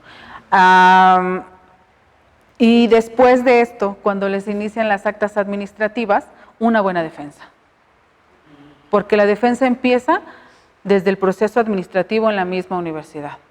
Porque es lo que permite sentar la base de una buena defensa y que si recae o al final cae en un despido injustificado, hay base para decirle al juez, oye, ¿sabes qué? Desde aquel momento yo me estaba defendiendo y lo hice bien, pero la autoridad pues es juez y parte y no me hizo caso, ¿no? Y entonces el juez, al ser un ente, un tercero ajeno al conflicto, puede hacer una valoración pues más imparcial, ¿no? Más objetiva. Aquí en química, ya habíamos comentado, nos mandaron un protocolo. Ajá. Es lo que usted dice. No te quedes con el alumno o la alumna en un salón. Tiene que ser en público o a la hora de la clase. No tocarlos. Y tomar una distancia. Hasta a distancia nos estaban pidiendo. Es una cuestión bien... No veo, no toco. No. Clase con la puerta abierta. O sea, son cosas bien, no tener los teléfonos personales de los alumnos. ¿Cómo? No tener los teléfonos personales de los alumnos porque ese es... Tengo en Guata todos. Ah, bueno, pero es un grupo. Ah, sí. Sí, es un grupo, digo, es diferente a que si usted le manda un mensaje en privado a alguien. Y si le manda a alguien un mensaje en privado, por favor, en el grupo lo vemos, o nos vemos en clase, ¿no? O sea, porque se puede malinterpretar. A mí a veces me mandan personales. Recuerden que me tienen que mandar todo al grupo. Y un día me contestó uno, ¿y cómo le voy a decir esto en frente de todos o que se enteren todos? Ya no contesté, ¿no? Claro, pero ¿por qué? Porque esto sí se da, o sea, también nos ha tocado un evento como este de un profesor que sí era acosador. Sí. ¿Y qué pasó que mediante mensajitos le decía a la otra chica, ay, estás muy bonita, ay, ¿cuándo nos vamos a esto? ¿Cuándo nos vamos a aquello? Y entonces, pues evidentemente la chica sí hizo la denuncia y le decíamos, con todo el derecho del mundo. ¿Por qué? Porque hay pruebas de lo que estás diciendo, ¿no? Claro. Un profesor, todavía la acosador, un profesor, sí, acosador, y su estrategia era a un grupo de alumnos asignarles tareas de ayuda a calificar, demás, y a ellos les ponía 10, 9. Y mientras empezaba a acosar a la alumna que le gustaba, y ya una vez que la alumna lo demanda, se va hasta el Ministerio Público y él presentó a sus alumnos de descarte y ellos dijeron, no, el maestro nunca ha mirado a las compañeras, no, el maestro siempre se ha conocido con respeto. Y eso fue el descargo y creo que salió bien. Es lo que les decía, o sea, hay formas contra una alumna, claro. Pero ahí, si hubiese sido al revés, si hubiera sido un profesor incómodo, seguramente hubiera salido, ¿no? Por despedido luego. Lo comento porque hay profesores que sí son. Sí, claro. Y Exactamente. saben, ya van con toda la intencionalidad y saben cómo es que va este tipo de cosas. Si un profesor incómodo, pues se va en su lucha, en su protesta, o en su conformidad con lo que digo, y es cuando decimos, ¿no? Claro. Así es. Pues bueno, creo que ya nos extendimos, diría Enrique, ya nos extendimos mucho. Yo solo quiero concluir diciendo que estos intentos, o más bien estas mesas de trabajo que se realicen, como lo dije al principio, son bien importantes, ¿no? Mesas de trabajo, y agradecemos que nos hayan invitado el día de hoy para poder compartir con ustedes parte de nuestras experiencias, y que esta comunicación pues no concluya, ¿no? Tratar de apoyar en lo que más se pueda para esta reorganización u organización que sea en beneficio de todas y todos los trabajadores académicos y demás. Y pues muchísimas gracias por la invitación. Gracias.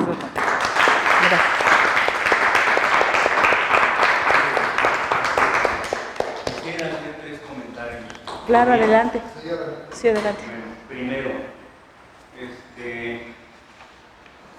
bueno, yo soy un profesor jubilado, tengo un poco más de un año de haber obtenido la jubilación. Conozco como profesor de la UNAM el desarrollo histórico del sindicalismo, y finalmente pues yo me concentré en el Colegio de Ciencias Humanidades. Estuve laborando ahí 46 años, pero antes tuve otros años en la Facultad de Ingeniería de la UNAM. Conozco ese desarrollo y a mí me parece que la observación que hizo el compañero José Cruz es fundamental para alguien que se incorpora al sindicalismo y quiere tener una participación comprometida. Conocer ese desarrollo histórico, porque precisamente, como acotaba el profesor, se podría considerar algo incorrecto o correcto, pero todo depende del contexto. El profesor hablaba de un momento histórico que se vivía cuando fue un gran avance en la lucha sindical de la UNAM y que tuvo sus repercusiones a nivel nacional, con sindicatos de profesores de sus universidades. Bueno, pues ahora podemos hacer una análisis de que si fue correcto o no, pero necesitamos conocer desde el origen del sindicato de profesores y más aún también de los administrativos, porque pues hay muchas cosas que hay que tener muy claras.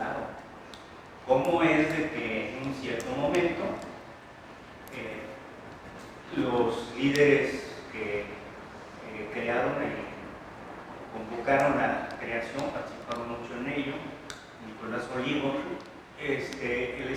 UNAM, me refiero, que fue el antecedente de finalmente que es UNAM. Nicolás Olivo, Evaristo Pérez Arreola, cómo es que, habiendo participado anteriormente en una asociación blanca que controlaba a los trabajadores administrativos, la UNAM, en un cierto momento se mezclan con algunas fuerzas, incluso del Partido Comunista, y ascienden mucho con gran poder en el espacio universitario de los trabajadores y se convierten en los grandes líderes. Pero, bueno, hay toda una serie de cuestiones que son muy criticables. Nada más vamos a El día de mañana, compañero, vamos a tocar el tema de... Yo lo estaba pensando porque... Es la mesa. Así rápidamente, no lo quiero que se trate ahora, por supuesto, o sea, que no lo perdamos de vista. Mañana lo vamos a tratar. Y sobre todo pues, para los profesores, pues jóvenes, ¿no? Bien, concluyo ahí esa parte. Porque de esa manera nos podríamos explicar muchísimas cosas de las debilidades del sindicato, del ex-UNAM, en sus dos vertientes. Por otro lado, el desconocimiento que es generalizado por parte de los profesores y claro, desde luego, trabajadores también, pero en gran medida de los profesores de la legislación universitaria.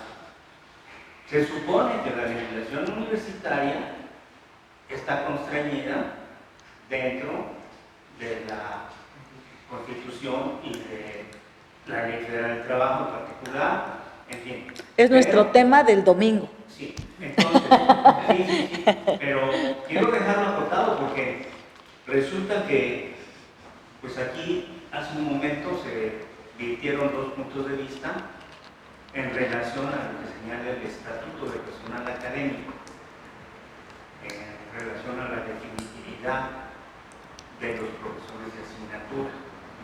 Y bueno, debe haber una escuela sindical para analizar al pie de la letra cada uno de los articulados de la ley, del Estatuto de Personal Académico, de la ley orgánica. La ley orgánica pues establece la estructura de gobierno de la UNAM. Y es la estructura de gobierno de la UNAM la forma, o mejor dicho, lo que permite que haya tanta arbitrariedad en cuanto al cumplimiento de lo que establece algunas partes de la legislación universitaria, sobre todo para lo de los concursos de carrera, de oposición abiertos, cerrados, en fin, toda una serie de cosas.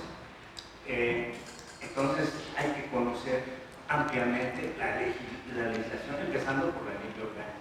Así es. Porque es ahí donde está la estructura y tomando en cuenta esa estructura, pues escamotean o bien invalidan o para no poner en práctica algunas cosas que son para el beneficio de los profesores derechos, los conculcan, en fin.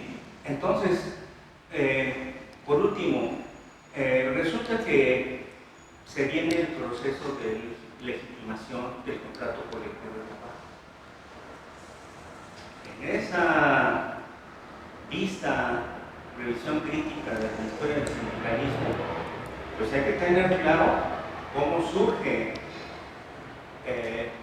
la APA-UNAM y cuál ha sido su papel en estos 30, 40 años, 40 años que tomó el contrato colectivo. 42. Entonces, eso es por otro lado. Pero resulta que, pregunto, me gustaría que sí, puntualmente, pues dieran su punto de vista ustedes como abogados. ¿Hubo dejadez o hubo abandono de parte de la Secretaría de Trabajo y toda su estructura que debió de haber hablado a tiempo y clarificado qué era eso de la legitimación del contrato colectivo? Porque hubo una gran desorientación de la base de profesores, aunque yo ya no estoy en servicio, pues estoy en comunicación con profesores que están en servicio. Y se hacía notar pues, que había una gran ignorancia tremenda. Bueno, ahorita el status quo de esta situación de la legitimación, pues está el proceso de que se metieron 6 amparos, ¿no? Entonces, 2 colectivos y 4 individuales. Y en concreto. De hecho, nosotros interpusimos amparo contra la legitimación. Creo que lo vamos a ganar. Creo que lo vamos a ganar.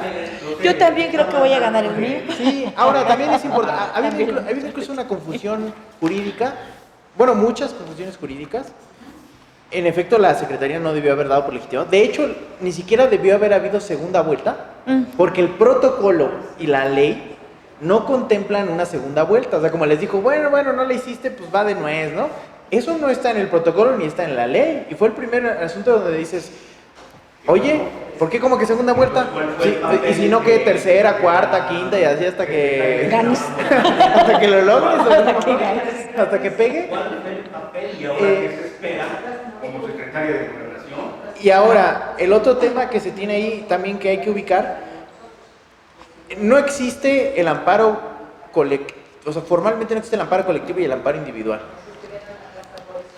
Técnicamente el amparo solo puede proteger a las personas que firman el amparo, técnicamente. O sea, un juez no puede proteger en un amparo a alguien que no interpuso, pero evidentemente hay amparos que aunque sean, o sea, siempre es a la persona que firma el amparo. El juez no puede decir, oye, este vino a pedirme el amparo, pero yo protejo a toda la comunidad. No, no puede, porque la comunidad de ahí no me pidió el amparo, me lo pidió esta persona. Sin embargo, si esta persona, por ejemplo, pasa mucho en las cuestiones ambientales, está diciendo que esta obra daña su derecho a un ambiente, a un medio ambiente sano, porque esta obra lo va a afectar, lo hizo una sola persona. Obviamente el juez no puede decir protejo a toda la comunidad, porque ellos no firmaron el amparo. Pero en el momento en que le da la razón a él y le dice, ¿sabes qué? Tiene razón él, no puedes hacer esta obra, toda la comunidad pues se ve indirectamente beneficiada, no amparada, porque el juez no puede tomar esa determinación de amparar a alguien que no acude al juicio de amparo, pero ocurre. Lo mismo pasa aquí con que hubiera una sola persona metido el amparo contra PAUNAM. Si le dan la razón, pues obviamente no puede decir, bueno, para ti no es legítimo y para todos los demás sí es legítimo. No, pues si no es legítimo, no es legítimo, ¿no? O sea, no le puedes decir para los demás sí, para ti no. Entonces, esa es la importancia de los amparos, o sea, aunque hayan sido firmados por una persona, 10, 100 o 50 o los que sean, ¿no? Y creo que se va a lograr porque ahí, pues evidentemente hay mano negra, o sea, la ley es muy clara. Debe de ser la mayoría de las personas a las que cubra ese contrato colectivo de trabajo. No dice la mayoría de los votantes, ni dice la mayoría de los votantes y vota la mayoría. No, dice la mayoría de las personas a las que cubra ese contrato. Ahí es muy claro, no hay más, no hay para dónde hacerse. Y creo que ahí se va a ganar, definitivamente se va a ganar, se tiene que venir abajo esa legitimación, ¿no? Y si no, pues ahí el recurso de revisión. E inclusive hay que problematizar ahí lo que están haciendo, ¿no? Con la legitimación, porque ¿de qué serviría que se hayan instaurado los principios democráticos y de certidumbre en el registro y firma del contrato colectivo, que ahora ya se registraron en la ley a partir de la reforma, si van a hacer lo que quieren? Si al final, pues ellos de una consulta a otra se deshicieron de un montón de profesores para disminuir la plantilla, ¿no? Y entonces ya que la disminuyeron, de todo no lo lograron. Y entonces, si no lo lograron, ¿por qué se lo están dando por legitimado, no? Claro que faltó más, yo creo que una posición política también más clara, porque cuando estaba todo este conflicto, les decíamos a las compañeras y compañeros, no puede ser la única demanda la no legitimación del contrato colectivo, porque de pronto pareció que la única demanda de los profesores era la no legitimación, como si fuera no legitimar por no legitimar. Les decíamos, no, sí a la no legitimación, pero tienes que entonces plantear una alternativa. Y nosotros decíamos, por ejemplo, la basificación masiva del profesorado. aglutina en torno a eso. ¿Y se puede o no se puede? Claro que se puede. Porque ¿qué dice el 353-L de la ley? Dice que debe haber una evaluación y que la universidad determinará esa evaluación. Pero la ley no dice que sea el concurso de oposición. O sea, la ley dice debe haber una evaluación y será la universidad la que termine. Entonces la universidad es la que instaura el concurso de oposición, no es la ley. La ley solo dice evalúa. Y aquí es donde se pone ese concurso. Y entonces, evidentemente, si te organizas y pones al patrón en jaque con un movimiento político, le puedes cambiar la correlación de fuerzas. Incluso puedes hacer un contrato colectivo de trabajo donde diga, si tú no has aperturado el concurso, como es tú, debe haber una forma de penalizar al patrón. Claro. Y la penalización tiene que ser, pues me vas a basificar en torno a estas evaluaciones que ya me hiciste, ¿no? Por ejemplo, en el caso de los compañeros que argumentamos con el juez, le dijimos, a ver juez, ellos no han aperturado el concurso de oposición, pero el profesor Efraín tiene más de 36 evaluaciones del Consejo Técnico donde lo hace prueba favorable para impartir las materias. Entonces, si no haces la evaluación que tú pusiste en tu estatuto de personal y haces otra, bueno, es tu culpa, patrón, pues vale, tienes que valerme esa, porque ¿qué querían? Quieren que los trabajadores, ellos solitos abran, ya le digo al juez, pues el colmo del absurdo sería que pidan que Efraín haga su propio concurso de oposición, pues si quieren también el que lo haga, ¿no? Que lo aperture y que él convoque, o sea, pues no, le toca al patrón, y si el patrón no lo hace y hace otro forma de evaluación, yo me apego a esa forma de evaluación para decir estoy cumpliendo la ley. Por supuesto que sabíamos que nos iban a decir que no, pero tenemos que empezar a problematizar esas cosas para pensarlo de una manera crítica. Ahora, si el movimiento de docentes, nosotros les decíamos desde el año pasado, no es solo el no legitimación del contrato colectivo, es la basificación masiva del profesorado. Y si ustedes se organizan y se articulan en torno a esa demanda, lo político se impone sobre la rigidez normativa y cambian el estatuto. Pues si emplazas al patrón simplemente a huelga, si fueran la mayoría le dicen huelga o nos basificas, imagínense ahí, si no los basifica. Pues claro que va a encontrar una manera de decir, bueno, la ley dice que tiene que haber una evaluación, pues la evaluación va a ser esta, y de una vez, vámonos. O sea, finalmente, porque lo político se debe de imponer, pero eso requiere organización, trabajo, conciencia, escuela sindical. Pero una escuela sindical que no sea, vamos a leer los estatutos para deprimirnos y someternos a ellos. Vamos a leer los estatutos para cuestionarlos, para desafiarlos, con base en otros principios también jurídicos, no nada más con base en figuraciones, ¿no? Sino con base en verdaderos posicionamientos de cuestión, para cuestionar, ¿no? Ese sería el objetivo. De hecho, una de las propuestas que les queremos hacer a los dos abogados aquí presentes es que como frente somos nosotros como que la parte disidente del STUNAM, ¿no? Entonces les queremos pedir que tengamos una cercanía estrecha, ¿no? Si nos pudieran asesorar. Hay por ahí algunas propuestas en relación a que tal vez hagamos algunas demandas, no sé si colectivas o varios que estemos aquí, ¿no? Y que les pudiéramos pedir su acompañamiento, su asesoramiento, ¿no? Entonces, regáleme su contacto.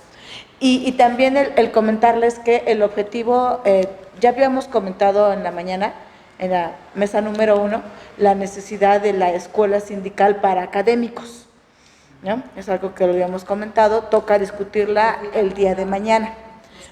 Toca discutirlo el día de mañana. Entonces, y también la propuesta que tenemos al terminar este encuentro, que lo tenemos programado para el domingo, es que los acuerdos a los que nosotros lleguemos los podamos difundir de manera masiva con campañas de brigadeo en las diferentes facultades, con la utilización de mantas, lonas, lo mismo, ¿no? Lonas, carteles, volantes y con megáfono, ¿no? Convocar a hacer estas manifestaciones públicas. Las facultades entramos el 7 de agosto, entonces podemos hacer esta movilización, esta campaña y posteriormente hacerlas en prepas y CCHs, porque entran a finales de agosto. Esta como una primera campaña. La siguiente, los acuerdos que nosotros tomemos aquí en este encuentro, tenemos la finalidad de llevarlas al 40 Congreso General del STUNAM, que se va a realizar en septiembre.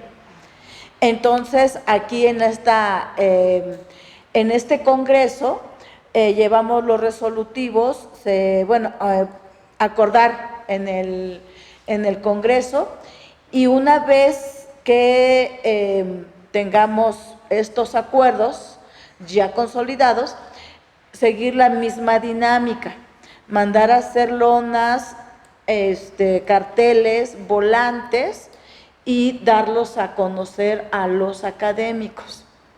Entonces, tenemos de entrada, en estas fechas, esto sería ya en la tercera semana de septiembre. Entonces, para que demos esta difusión masiva, ¿no? Ya con propuestas claras, y también nos tocaría dar la información de lo que haya, del momento en el que se encuentren los amparos, ¿no? Así que, porque sí que el proceso sigue avanzando, ¿no? Sí, nada más una aclaración que se comentaba en la mañana, que se aconseja el Congreso General Ordinario es salarial, no es para revisión contractual. Muchas de las propuestas que surgen aquí van en el sentido de revisión contractual. Obviamente, la estructura sindical no la aplica, eso es una realidad. Pero el frente sí. El planteamiento del frente es que, además de que se pensaba llevar como propuestas al Congreso General, es diseñar una estrategia de trabajo de acción de para que entonces surja todo este tipo de organización, de promoción y de incorporación a la masa. Porque yo, la verdad, sí visualizo que cuando se abra la mesa académica, se va sobre los salariales y nada más es presente porque más hay. Sí, lo que el... Mejor es trabajar sobre una estrategia, ya no en una propuesta, sino como una estrategia ya de comprometer a los compañeros. Claro.